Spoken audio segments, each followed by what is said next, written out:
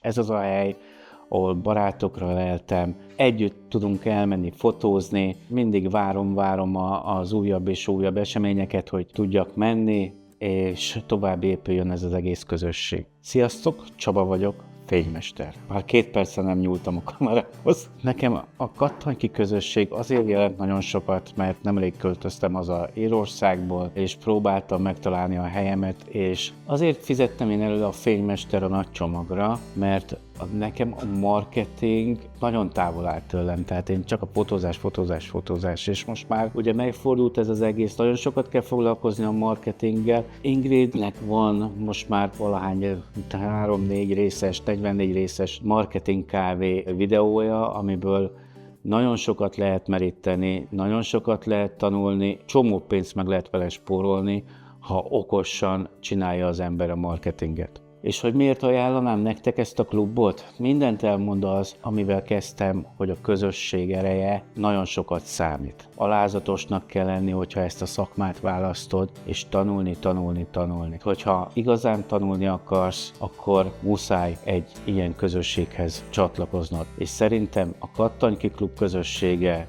a legjobb erre itt Magyarországon.